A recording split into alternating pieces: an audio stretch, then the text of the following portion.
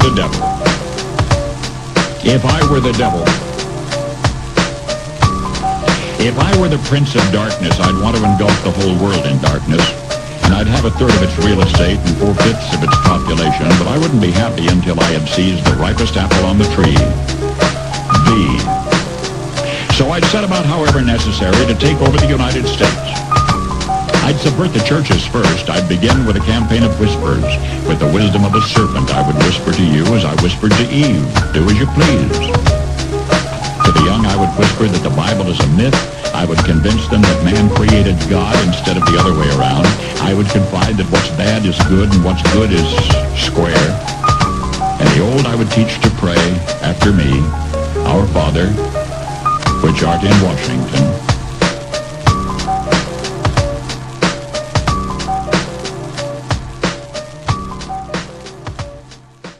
Welcome to the show. This is the Almighty Fear Not Show. I am one of three hosts, go by the name of Minister D. Hill. Also, we have Cynthia Hill, and she does our news and information. And also, we have Brother Clint from Compton. In fact, Clint, tell them where you're from. I'm actually from Columbia, South Carolina, but Calvary Chapel, Compton. That's where we're hanging out and fellowshipping right now. That's where I went to school and everything else. So the CPT, but prayerfully bringing some good things out of there. Yes, sir. Yes, sir. Okay. Now, Cynthia, you want to give all our information? Yes. If you want to check out any of our news stories, you can go to emptytomb.com. You can also check us out on social media via Facebook, Instagram, and X. And under Empty Tomb, you look us up under Sheepdogs Union on our social media platforms. Now, in case you don't know, this is one part of our show. Our show is separated into four groups. Usually it's my Sheepdogs report, which I do for my the local churches here and the local pastors about policies and Christian freedoms to do the gospel and everything, and family matters. Also, we have what's called the Red Pill Theology, where we talk about end-time prophecy and theocracy and all kind of things that people normally don't talk about, but it actually blends into what's happening right now in their time frame. We also have a show we call Blacklisted. Pretty soon, our next guest is Dr. Cooper, and he's been on the show before, and he did a, how can I put this? Cynthia, how would you put that message that he did for Black History? It's a good question. Anyway, we're talking about that. I think that every minister should do a Black History Month with starting off with that type of a sermon. He did it from a Christian conservative Black, and he just told a whole bunch of truth. But we'll also be talking to him about his book. Now, in this segment, this is our panel, and we'll do a general news suite on a lot of stories that a lot of other content people don't do. And I hope you enjoy it. I hope you learn something, because a lot of times some of the stories might be old, but they connect to something that's happening very recent or something that's about to happen in the future, that's about to drop, and it's going to all connect. So when it does happen, you have the full context of what's happening. In our first story, now, I'm going to set this up for you guys. How many science fiction movies, Back to the Future, that featured AI and robots ended well for humans? None of them. I've never seen a movie where AI and robots and humans lived happily ever after. I've never seen it. From Terminator to Matrix to name your iRobot, okay. Now, just recently, I would say in the last 2 or 3 years, the AI has reached what's called singularity. Now, what that simply means is that its intelligence is going past human intelligence, that it can function for itself. And in some cases, and stories that you will hear through technocracy news and stuff. You will hear about it every now and then. Now, the next story we got to show you is what happens when you put AI with robotics. Now, keep in mind what we said. I've never seen one of those movies end well for humans, but it always starts off like the Garden of Eden. No, we're having a great time. Look at the one. I like how in the Matrix he says, and we splendored at the invention of AI, and then it gets dark. Well, this next story is about robots and AI when it happens when you put them together. Well, how can I put this? This is called military AI. In other words, they've decided to train the robots to fight in combat. Okay, pull up the first clip. Ability to be able to become a little bit more precise about tactical things. For instance, if a target's in a building, instead of bombing the building, you can actually go through the building, navigate it, and get to the target, which today human soldiers do. And we are more and more hopeful that humanoids and robots are going to do that. Now, what he's talking about, if you saw the other clip that we played, which I'll probably edit in, you can actually see these functioning on the Newsweek. There's a cover of one of these military robots. And what makes it so scary, the thing looks like Darth Vader. It's solid black. Solid black. Now, we're going to lighten it up, and we're going to show you the other side of it. In our second clip, these are robots doing kung fu. Now, I the idea that a robot can do kung fu, and I ain't never did no kung fu. It can be in my house. That's not, and the way things can be hacked, it's just so much.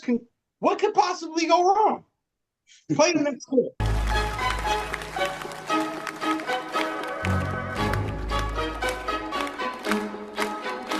What's the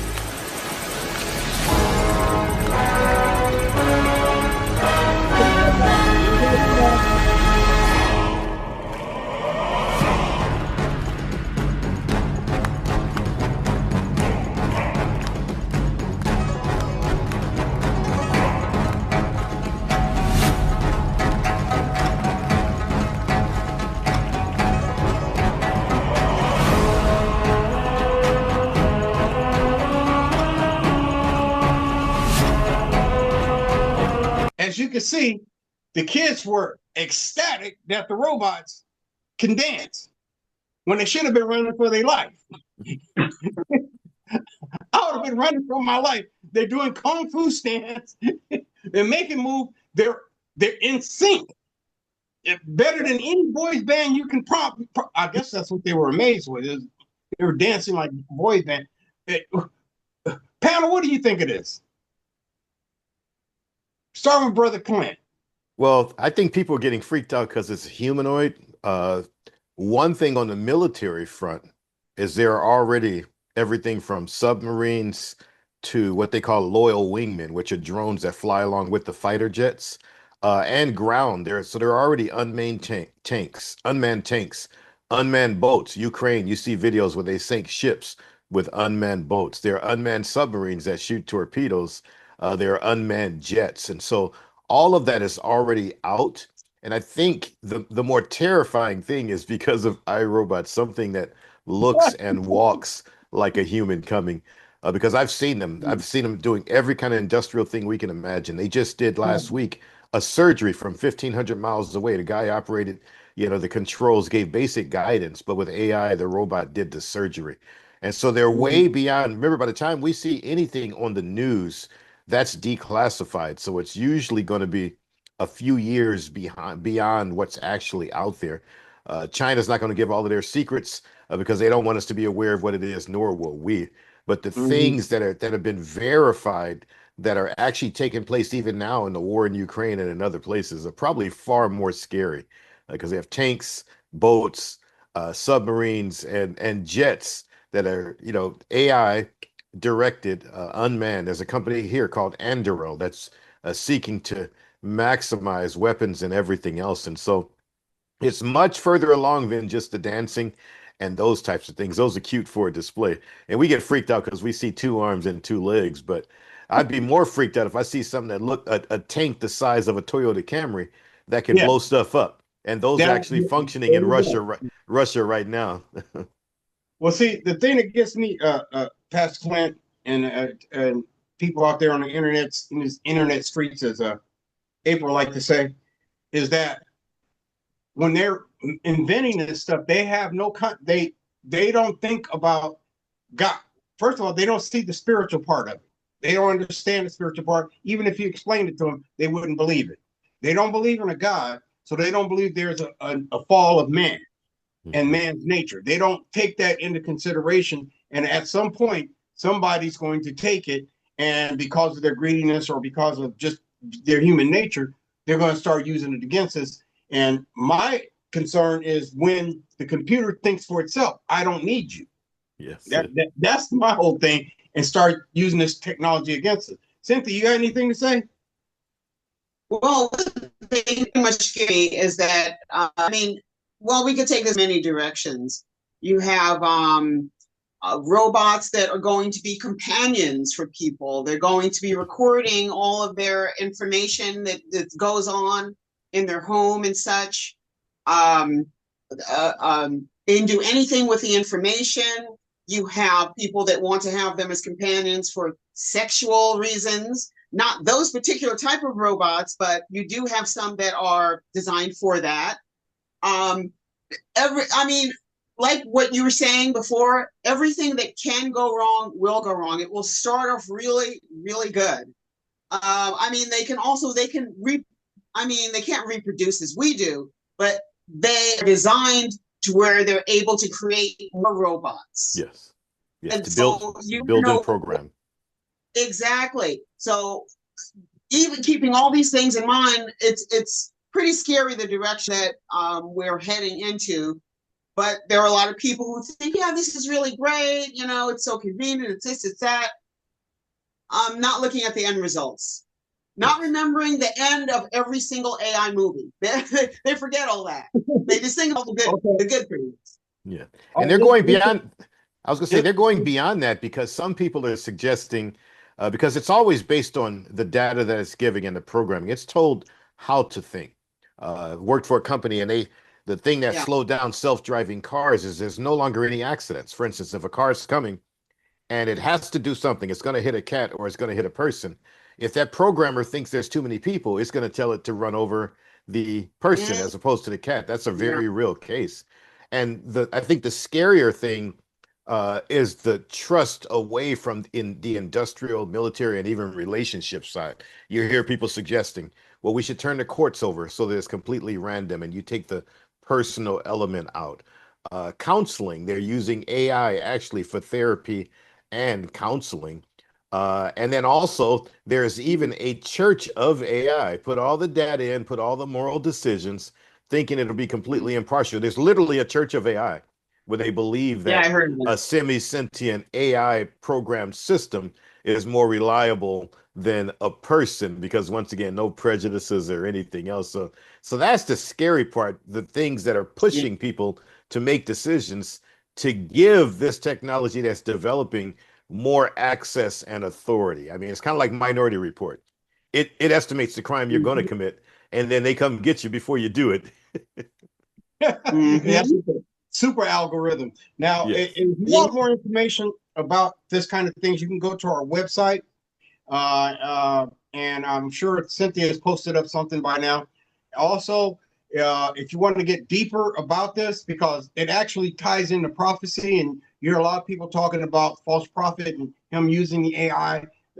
We didn't have time to get in that. We're just on the top of the water when we should be getting deep. But you can go to people like Billy Crone Ministries.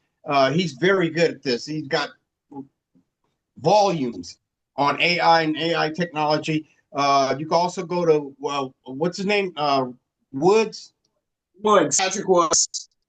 Woods, who's a specialist on what's called not transgender, transhumanism and technocracy. What Clint was just mentioning, them doing like politics and courts, that's the technocracy part. So you probably need to brush up on that. So when you spot it, you know what next to do. Okay, after this quick break, we're going to come back with another news story. This is the Almighty Fear Not Show. Hi, if you're enjoying the show, please, by all means, check us out on social media. You can go to Facebook, Instagram, or X, and check us out there under Sheepdogs Union. And welcome back to the show. This is the Fear Not Talk Show. Used to be called the Almighty Fear Not Talk Show. Still is. Anyway, I'm Minister V. Hill, and we also have Pastor Clint Davis from Compton. Calvary Chapel. Yeah, Calvary Chapel, Compton. You didn't think they had one, but they actually do. And also my wife, Cynthia. Say hi, Sam. Now, Hello. Okay, now this is a quick announcement. Our ministry part, our actual active part, because we do more than just a podcast. We actually are active in a ministry. We've started our what's called opt-out tour. Now, what our opt-out tour is, we're offering opt-out forms to all parents at various churches.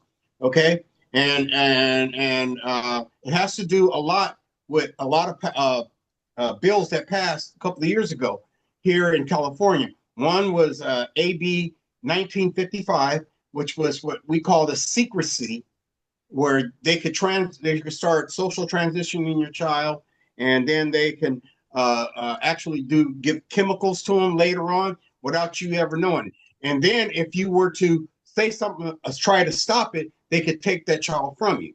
That was signed into law about 2 or 3 years ago by Gavin Newsom. We tried to fight it. We worked with another organization called Protect Kids California. Along in that package, you have the keeping men out of women's sports. You also have the material that actually talks them in. So you have the curriculum that you can opt out to. Now, the only reason I'm bringing this up is because of the next couple of stories. You see, what we're starting to see is a backlash on the whole trans ideology. Now, I'm going to give props.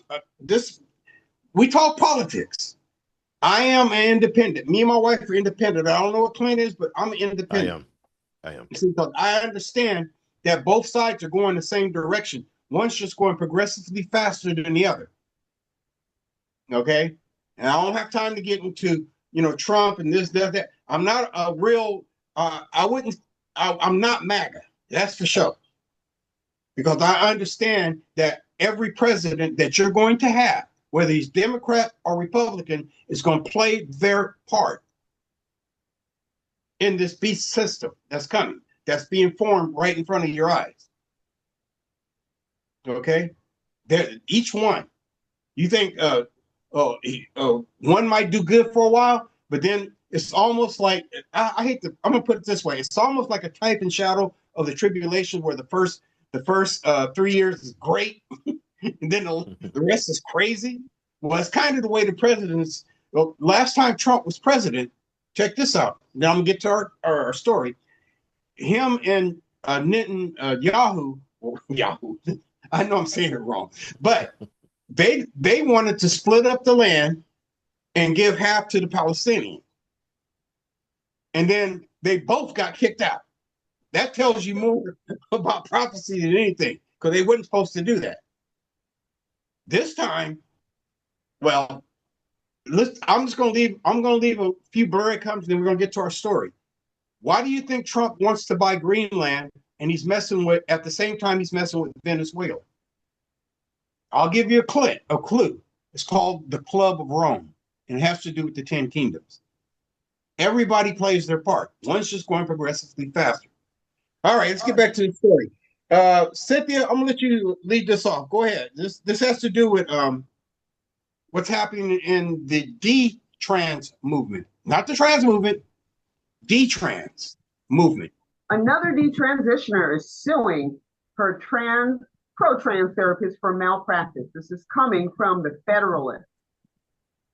All right. So the Texas Supreme Court heard opening arguments in the case of a woman seeking damages for medical malpractice and gender transition.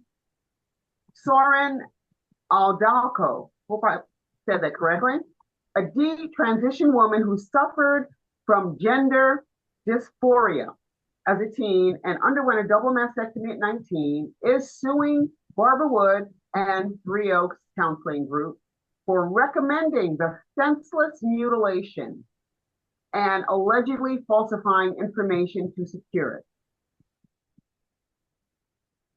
Now, this actually connects right to our next story. They're basically connecting because I want you to notice there's a pattern that's started. Now, we have to accredit Trump and their administration on their efforts. Starting at the beginning of his administration, what he said was that we're going to get rid of this nonsense, and he immediately started making executive orders. Where some of those executive orders went into law, okay, and some of it was legislated, but even before that, we start seeing this trend of we can now breathe. Now, as far as the industry, the corporations, woke corporations and woke TV, it seemed like they was waiting. They needed an excuse to jump on board, but they was tired of losing money. And basically, as the year went on, it started becoming a 80-20 type of situation where 80% of the people said, "This is nuts. Mm-hmm. This has gotten so out of hand that they've did our laws." That's why we're doing an opt-out thing. Now, we got the second story, and then we'll make a comment. Read the second one about the detrans case coming from I think that's California Family. Okay. Yeah, this is coming from the California Post. Post. I'm sorry. A detransitioner wins $2 million against New York doctors who push double mastectomy. Now, for this, a 22-year-old woman identified as a boy in her teen years won a $2 million decision in a landmark lawsuit against New York doctors accused of pushing a double mastectomy on her when she was a minor. Fox Varian had the life-altering surgery when she was just 16 years old, getting approval from a psychologist and a surgeon, both of whom were found liable of medical malpractice. All right. Okay. Need I go further? No, I think we got a lot to say. Okay. Now this all really started back during the whole secret and the whole transition thing was already happening, okay? And we didn't understand until about COVID. Once COVID came out, what was meant for bad, God meant it for good, and it exposed a lot of stuff that we didn't know that was happening, especially parents that send their kids to school and have a work. They don't have time. They figure they trust the system and not understanding that the climate has changed around them. A lot of people that are in position are advocates for that. They didn't know how far the transgender movement and the LGBT. You see, that's another thing I want to comment, that they're trying to separate themselves from it. But it's like, nope, you've been in the car the whole time. You've included them in the car. Now the car's getting shot up, period. So it was called, and what we didn't know is what was called the Denmark Protocol. Now, Denmark Protocol is first you socially, or you pretty much talk the child into it. You introduce a whole bunch of literature, a whole bunch of curriculum, and you have teachers that's pushing it too. You have counselors that's pushing it. And then you have people in position of power over administrations and over school boards and stuff like that. They start pushing this agenda. Okay, now it talks to kids, even if the kid isn't confused about their sex or anything like that. It still talks the other kids into accepting it as normal, and they become what's called allies. And then the social transition starts happening, where the child is so confused they've convinced the child. Now, keep in mind, they preset this. This was preempted. This is a very good strategy. First, you had to get rid of what was called counseling for anybody like that. They called it, they propagandized it. They said that it was doing harm to the child. And then they came up with slogans like, do you want a dead boy, or do you want a live girl? And that it would kill. But then science started coming out a couple of years ago, right during the Biden years, in Europe. Europe reversed all of its laws, or the Denmark, what's called the Denmark Protocol.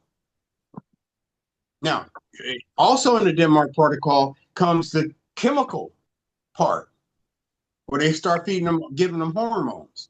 And a lot of these hormones are used to castrate rapists and predators, but they've given it to children under the age of 15, 16, 12. Now, if you read this story, the one that won the suit, she started transitioning, I think, how old was she? I think she was like 12, 13.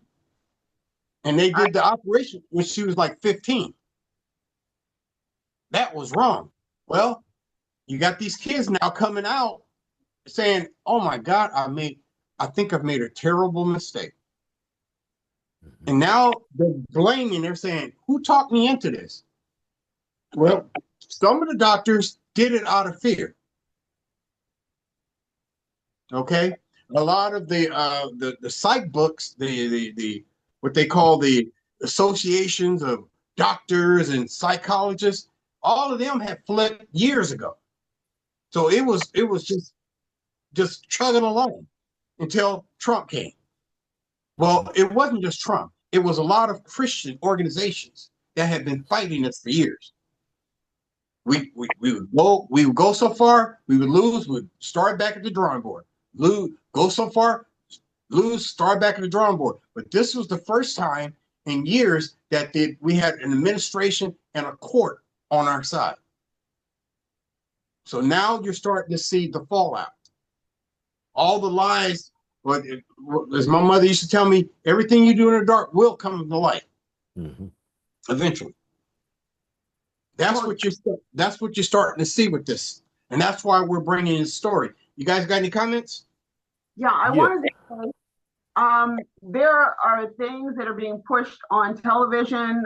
You have the reality show. I don't know if it's still on or not, that show I Am Jazz, about the boy who thought he was a girl at a very young age.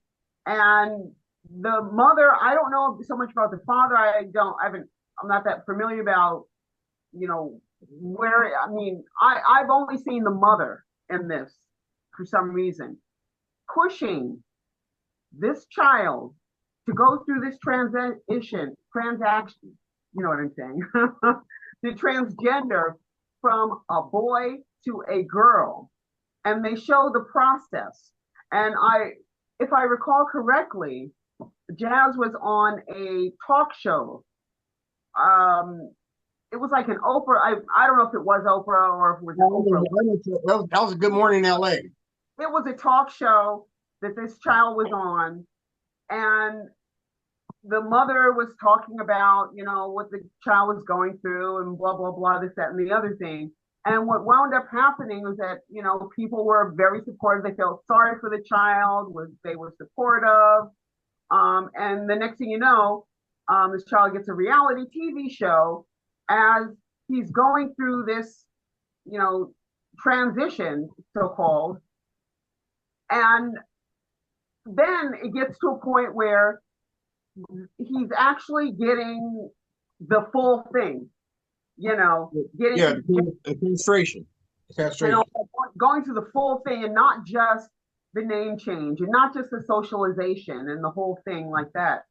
And so what wound up happening was that I think it gave a license to a lot of parents who saw their kids were going through something to be able to feel as though, well, this is obviously a thing that a lot of kids are going through.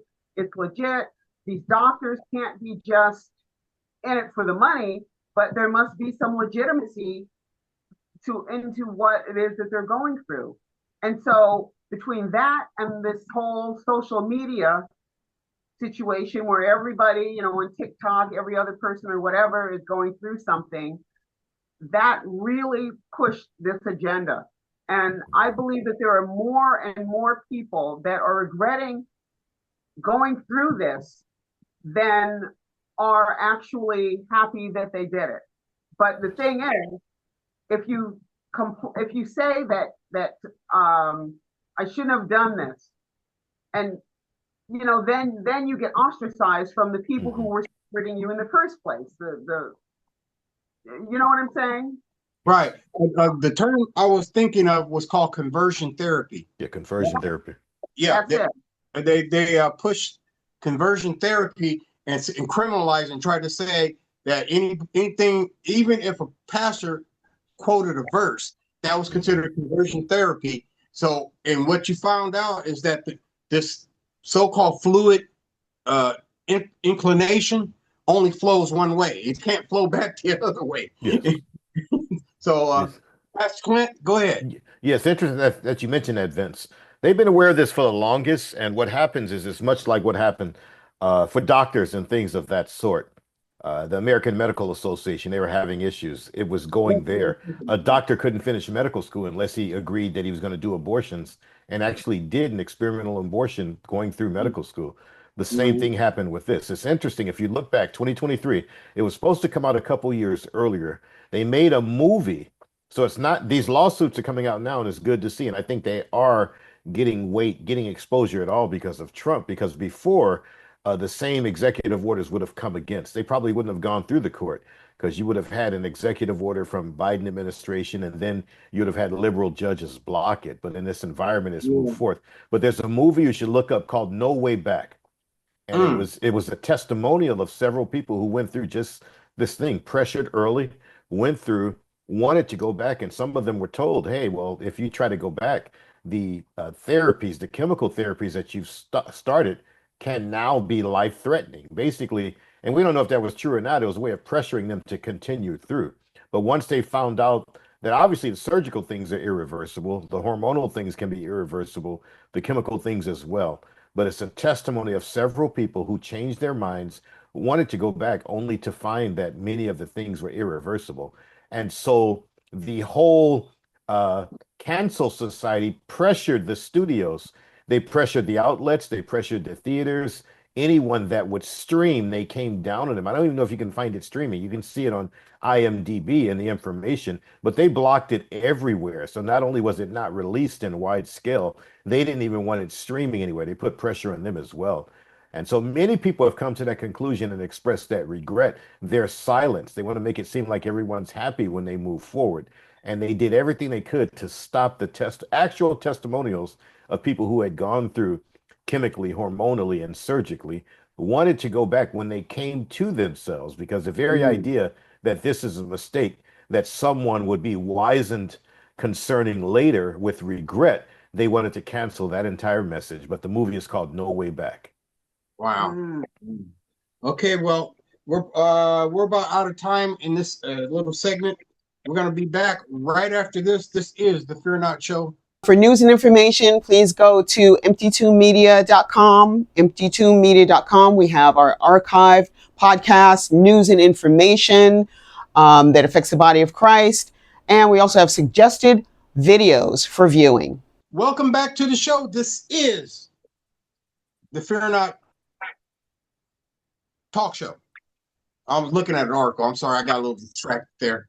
We have Pastor Clint from Calvary Chapel Compton. We have Cynthia Syntax Hill.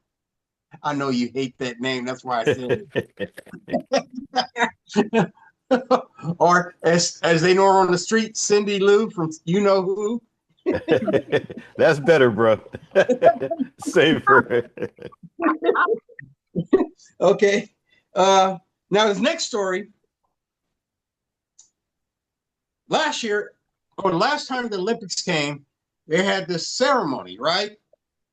And during the opening ceremony, they had this depiction of a whole bunch of transgender guys, and they were sitting in the positions of the Last Supper, and it caused a great big hoopla. Well, this year, well, I guess they rethought it, and they figure, okay, well, last time we caused a stir among Christians. So we're going to straighten our act up and fly right. I guess this is what the Olympic Committee decided to do. Now, I want you to keep this in mind. Okay, is that principalities, powers, rulers of darkness, rulers in high places. Okay, a lot of times people don't understand how deep this spiritual, the metaphysical world is. They think the metaphysical world doesn't exist. Therefore, there's no devil. Therefore, they can't be used. So in their striving to not to upset anybody, they came up with a new ceremony. Okay? Now keep in mind, they don't understand this. They don't understand the spiritual world. They don't believe there's a devil. They don't believe there's a God. However, we're having the Olympics, a Greek pagan ritual. Now, this is coming from Hindustan Times. Okay. Okay, so it's clear satanic symbol. Why my Olympic ceremony has sparked intense backlash. Yes. All right. Now, the opening ceremony, you know what? Let me see. There's a lot of words here I cannot pronounce here. From Italian words or cities or whatever. Okay, let me see. I'm going to start from here. The opening ceremony of the Milano Cortina 2026 Olympics backlash on social media after several commentators accused the organizers of showcasing satanic symbols. Videos from the ceremony, which were attended by J.D. Vance and his wife Usha, are going viral on social media. And let me see. Yeah. So that's pretty much the gist of it. That's pretty much it. Now we're gonna do some information. Put that clip, please. Put that clip back up. I got to point out some stuff. Put that clip back up. I want you to see the actual pentagram that most people didn't pick up on unless you know what a pentagram is.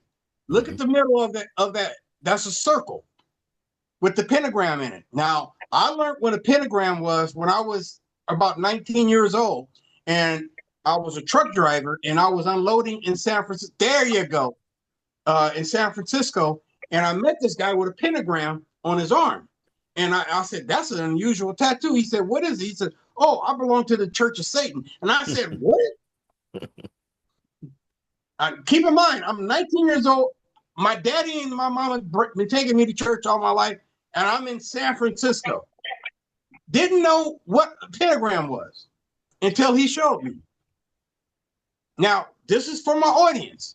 The two points at the top, those are the horns. The 2 points are on the side, those are the ears. And the one at the bottom, that's the beard. And it's the head of a goat. I want you to look at that. Now, I want you to look at it's around it. This is the part that the media didn't catch, but only somebody like me or people that's trained to spot this stuff. You have to have a biblical worldview, maybe a little theological insight to understand the symbol that's around it. Now, the arch that's holding it, that it's in the middle of, actually is something else. Okay. Now, Mr. Producer, take us to the next clip. It should be Bell. It should be that one, number 6. Now, a couple of years ago, they had what was called the Arch of Baal. That was the entrance to the temple of Baal. Or to put it in, I want you to see. And tell me, do you see that when you look at that when you look at that art, when you look at that arch and the pentagram in the middle? You're not getting one thing, you're getting two things at once. You're getting double your money. Keep in mind, they don't want to offend anybody. Funny part.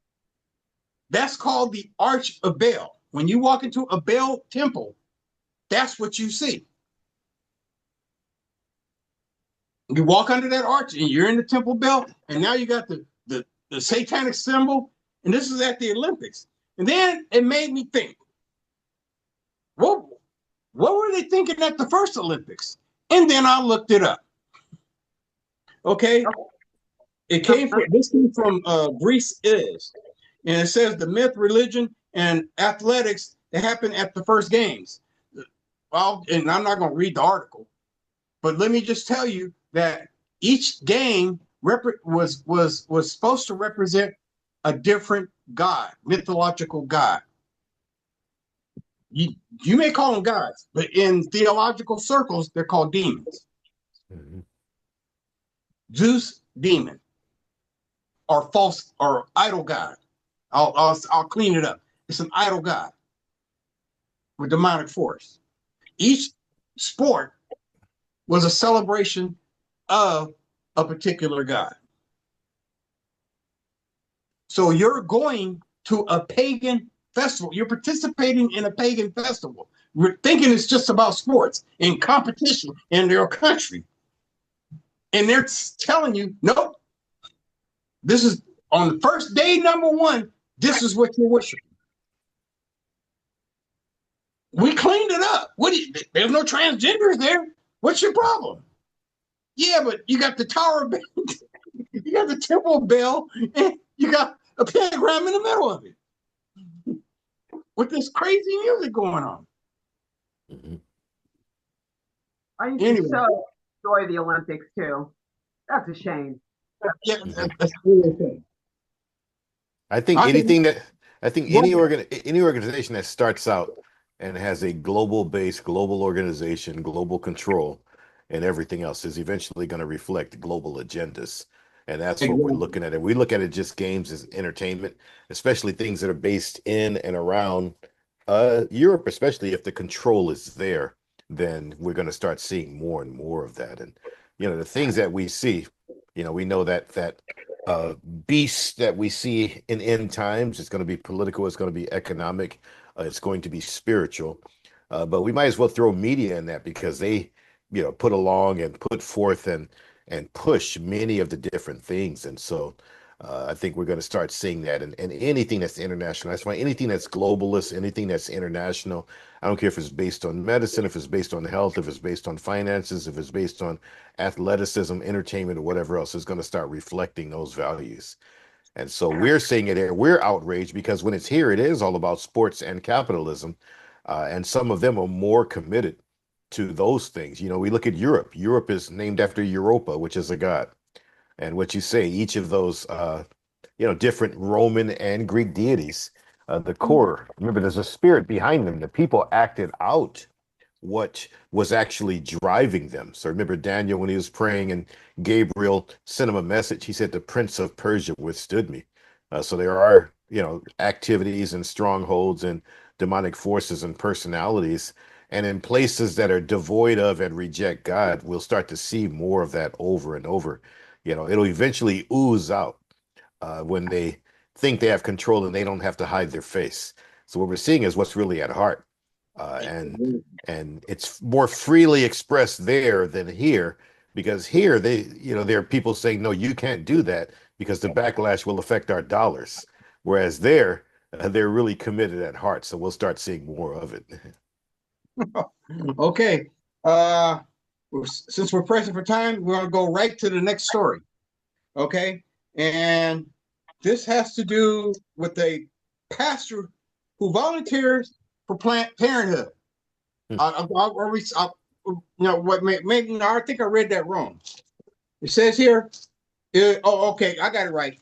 It's a pastor who volunteers for Planned Parenthood. No matter how I read it, it says the same thing. Cynthia, tell us about this story. I was trying to find it on my device. I had it, and it like switched over to something else here. Let me see. Hold on. I can get this in a timeline. Mr. Producer, can you scroll down a little bit? Because I want to get what she says at the bottom.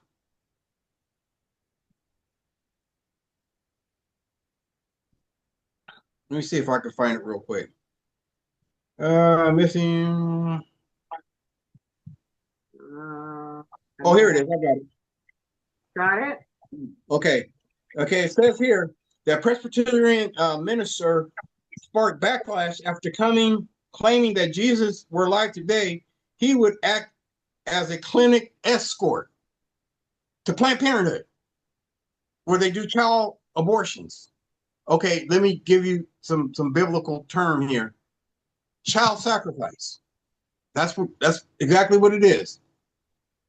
Yes. You know what? Let me tell you. I've got to tell everybody.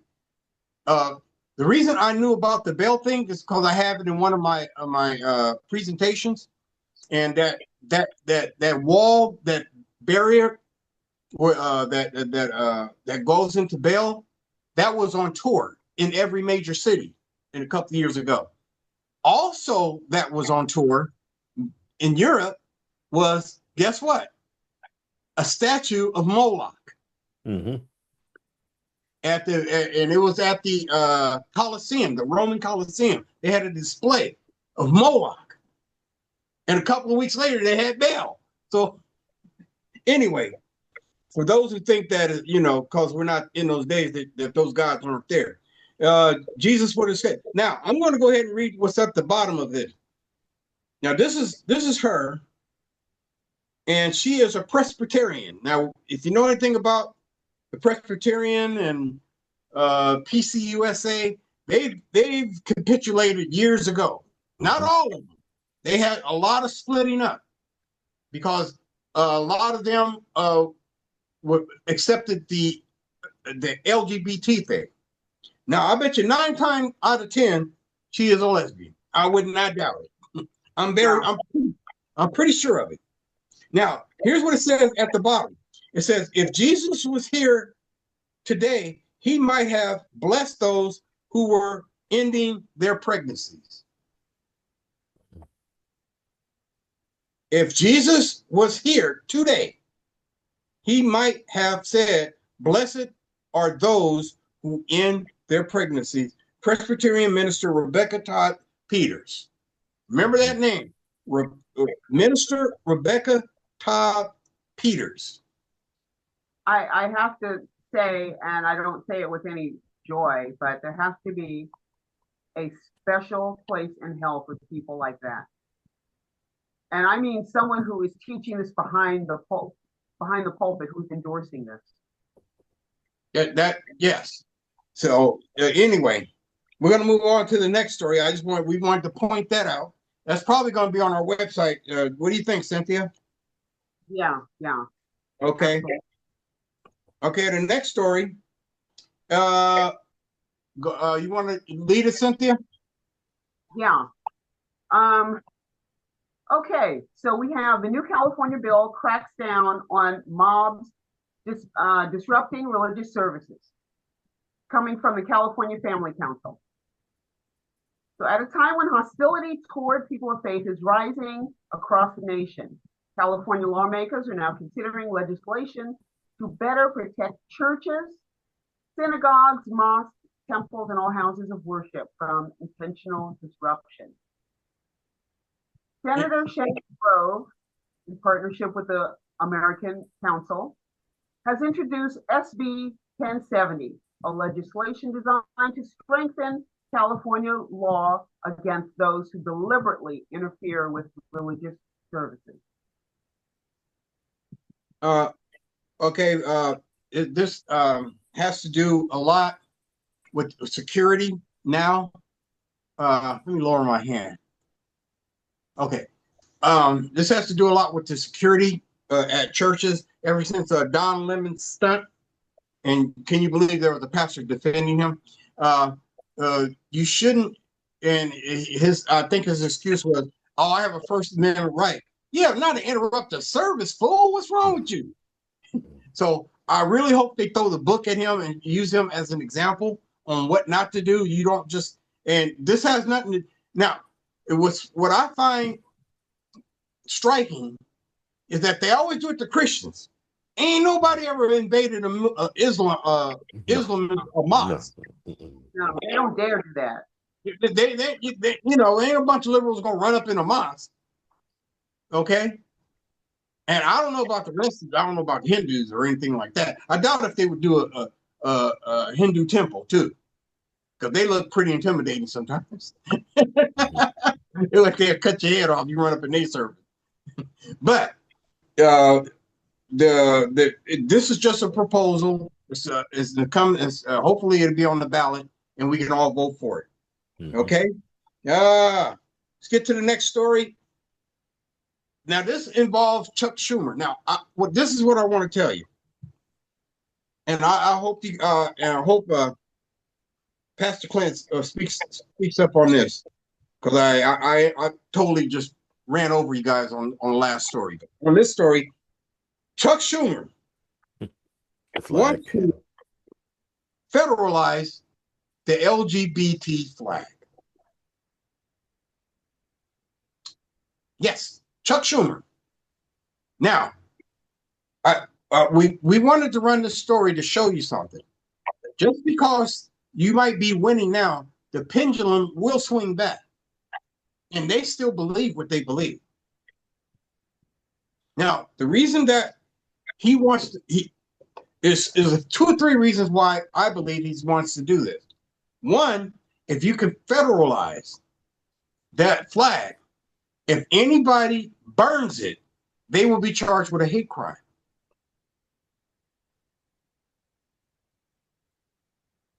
You can burn the United States flag and not get charged with a hate crime. It offends everybody. Mm-hmm. Do you see the progression? Yeah. Mm-hmm. And I think not worth anything. Mm-hmm. Therefore, and what now? I want to ask Pastor Clint, what does it mean when somebody in battle takes and plants their flag on your capital? What does that mean? Basically, it means they're claiming the territory for themselves. We have the same thing happening in certain areas, Dearborn, Michigan, and now New York. The caliphate considered themselves as having conquered when you can have a public call to prayer. So they have it in Dearborn, Michigan. I'm sure they have it in Minnesota now. And now in New York, people were startled because in a main city square, there was a loud public broadcast of the call to prayer. So it's that same type of thing. But we shouldn't be surprised. I think it's pandering. It's basically trying to rile up their base and basically get a win to keep things there. But we should not be surprised. Remember, when Barack Obama was in office, when that Supreme Court case came down on gay marriage, they did something they never did before. They put lights around the White House and shined lights on it to depict the rainbow flag, the homosexual flag. So if they did that to the White House, you know they're just really committed. And so pandering to a small percentage of society, it just shows spiritually what's driving them, because the portion of society that's completely down and represented by that is so small. You could make a better argument. You would probably have more people support, as outrageous as it seems, more people would come out in support of them doing the same thing with the Confederate flag than that one.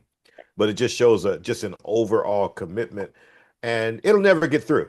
I mean, it'll never get through. If they put a bill, a law, or anything, Trump would veto it. So it's just a matter of stirring things up and trying to make it seem like they have some traction and they're actually doing something. Because, as you say, they've been losing on every front.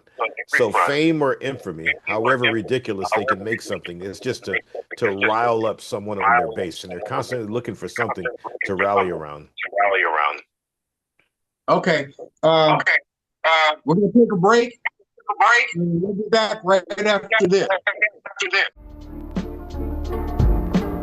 In the culture of Christianity, and in the effort of exposing the truth about history and state, urban churches were wrongly convicted in the court of public opinion and branded with such names as Uncle Tom, sellout, race traitor, white supremacist, and the ultimate offense, Christian conservative. Ignoring such insults and breaking free from the plantational strongholds, they now are free and functioning in the podcast underground here at the Almighty Fear Not Show.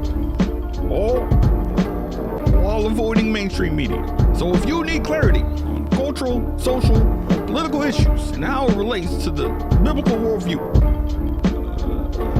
then maybe you can, and then maybe, just maybe, you can employ them. This is the Blacklist.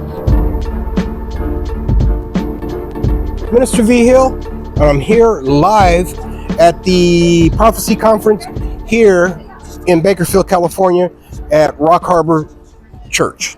Now, I have a special guest. Name is Vindog, and it's so funny is because they kept getting us confused. Can't figure out why. Anyway.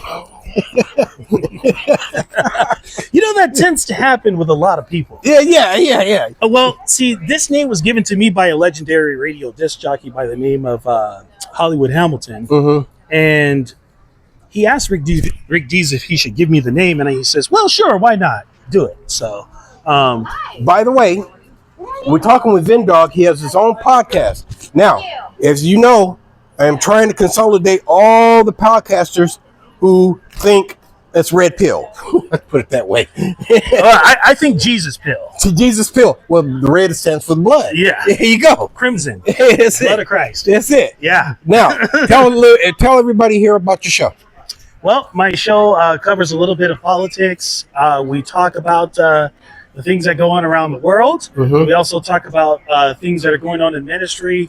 And we also expose the crooked crummage of the churches that call themselves churches, but they're nothing but three-ring circuses in the United States of America right now. Let me ask you a question. Do you think because of a few events that the line has thickened, or that you can really tell that there was kind of like a sonic boom, especially after the assassination of Charlie Kirk?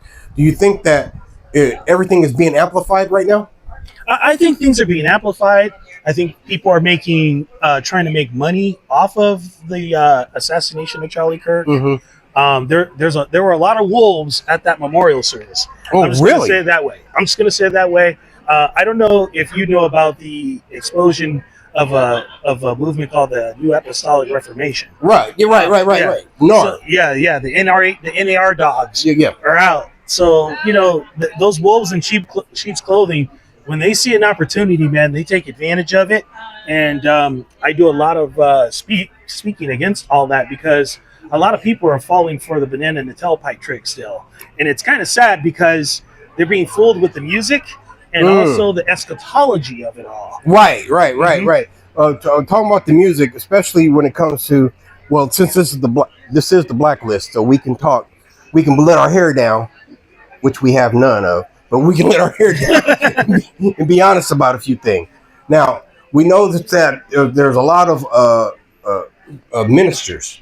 I don't even know if I want to call them that. I call them you know what I call them?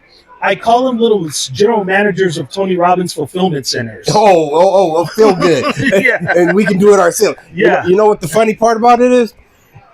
What I hear is a lot of people coming out of the woodwork who never really listened to Charlie Kirk. And I wasn't going to really speak on it until, because I usually wait for the left shoe to come down. You know, the Bible tells us that the person who speaks in court first appears to be right until the second person speaks, or he's crossing the gamut. So I always wait for that other shoe to drop. Now, what I see is a bunch of people that while he was alive, nobody wanted to challenge him. Where were you then? Mm-hmm. And all of a sudden, when he died, he's this, he's that, he's this, that. And He's a racist. He's a racist. I'm like, oh, come on. You got to come with something better than that. Yeah, and because you know what? Let's be honest real quick here. The word race, if you look it up in the Oxford Dictionary, it was created to divide people. That word was created to divide people because the word race is a construct. Yeah, you better believe it. Yeah, so it's a human. Yeah. You know, no. And back when I was little, they used to tell the old folks, you say, you don't bring that worldly stuff up into church. But that's exactly what that is. It's a human construct.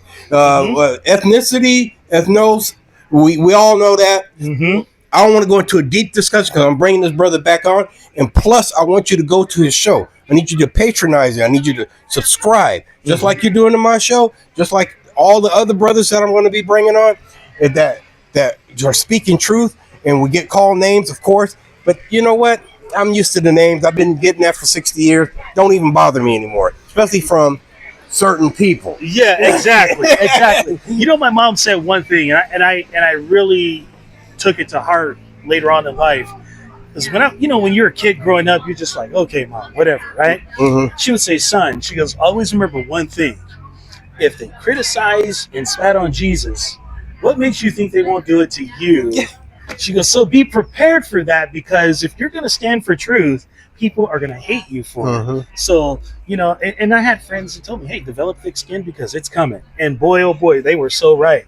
My mom was spot on before I even knew what I was going to be doing. Turns out they was right all along. Yeah, exactly.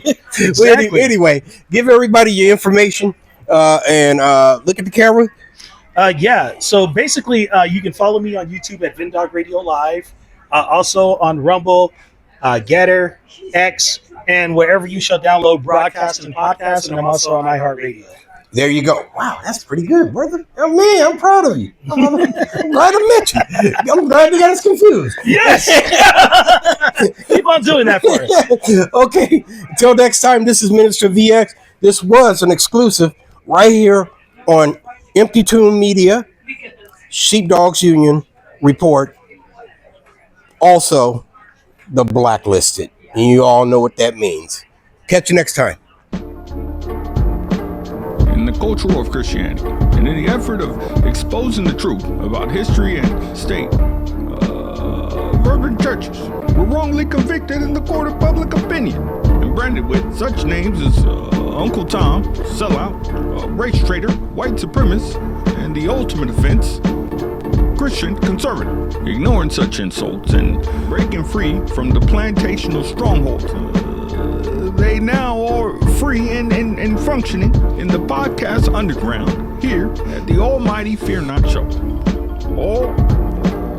All avoiding mainstream media. So if you need clarity on cultural, social, political issues and how it relates to the biblical worldview, then maybe you can, and then maybe, just maybe, you can employ them. This is Blacklist.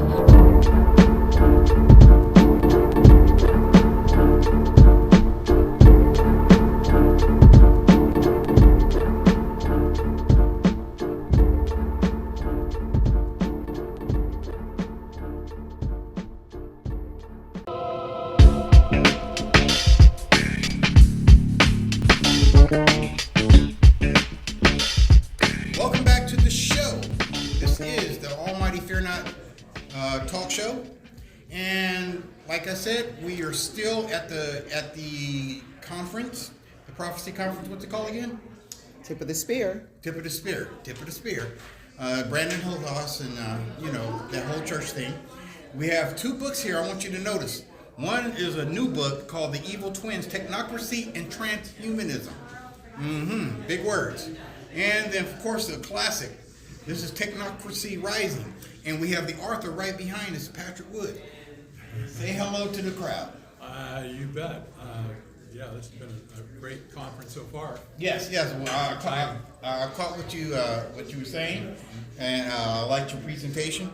Now, for a simple people, what is technocracy? Well, it started out in the 1930s, first being basically a science of social engineering. Social engineering is everybody understands today, with all the propaganda and all the psyop stuff that's going on in the world, people get it. They're being manipulated all the time.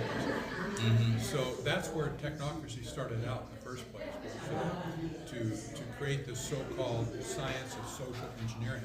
But it was more than that. It was about economic control. Economic control. And control over all the resources of the world, which you and I, in their mind, are part of that resource pool. Okay, well, I thought the resources meant, like the bushes and trees, whatever. No, we're also included in that resource pool, that they want to manage us as well. And that, we see this all over the literature over the decades, and even now with sustainable development, Green New Deal, all that nonsense, right, about control. It's all the same stuff. Now, my audience have often heard me talk about transhumanism. What is transhumanism? You bet. Transhumanism is basically the Siamese twin of technocracy. Okay. It's based on the same science. It's basically mechanistic in attitude, worldview, and it also seeks to overcome death. Believe it or not, they see death as a disease. That it needs to be cured. So they have they're pouring billions of dollars into life extension companies and other things, that will extend life, and they're hoping someday to conquer death itself. Of course, the Bible says that's not going to happen, right? Right. Because the Bible says that, it's appointed for man once to die, and then comes the judgment. So they're going to be sorely disappointed that they're on the right track at all. Now, what part? Now, this is a question I didn't even write down, but it just came to mind. What part does artificial life, or AI, plays a part in putting these two together or bringing them together? Exactly. Isn't it interesting that people are seeking artificial intelligence? Like, okay, what's wrong with human intelligence? Right. It's kind of ironic at this point, because I view AI basically as a dodge for them to hide behind, to do the stuff that they want to do to the world. In other words, automate everything in sight and blame it on the AI in the end. Right. There's a lot of discussion right now whether AI is going to somehow in the future break out of its mold and start creating its own code and to figure out ways to destroy humanity altogether. Maybe, but it doesn't matter if it gets that far. In my opinion, it's all been a fraud along the way. Okay. Lots of people are making a lot of money on it, but there is no such thing as artificial intelligence. Let me ask you a question. Now, I'm a bit of a jokester. How many scientific movies have you seen where AI was a good thing? And we weren't. Never seen The Matrix or You're right. Terminator. Never seen one where artificial. Okay, I was just checking because I've never seen one yet, but they want to live it. Okay. Anyway, I'm gonna get your card, and we're gonna call you later and get a full blown interview because I have some really. So I'm really just like. I'm surprised I'm still standing here and haven't exploded because I have so many questions that I really want to just dig. Yeah. But I probably have to you probably need to get the books. What's the books again, Cynthia? That's a good place to start for sure. Okay, well, here we go. And atta girl. Awesome. Atta girl. Let me say. Oh, it's reading backwards on thing there. about books. Books are our friends. Oh, books are friends. Books are our friends, and people want to consume everything on the internet now. The Kindle versions and all this other stuff. You can't. If you have a book in your hand, it can't be censored. Yeah, that's it. That's it. You got it. You don't like it, you throw it away. But otherwise, nobody's going to change the text of the book once you get your hands on it. Now, what's the name of your website? Technocracy? .news. .news. It's been one of our sources for years, so there you go. Might want to read the name of the titles. Okay. Because it shows backwards on here. Okay. Okay. Oh, okay. It's Technocracy Rising, the Trojan horse of global transformation. Then we have, oh, should I get in the camera? Sure. Then there's the evil twins of technocracy and transhumanism. Which Exactly. Which is part two, like, the Matrix 2. Anyway, Yeah. want to thank you for coming on our little show, okay, and introducing this world to other people that normally just now starting to become conscious of what's going on. Great. Okay. I appreciate it. 1, 2,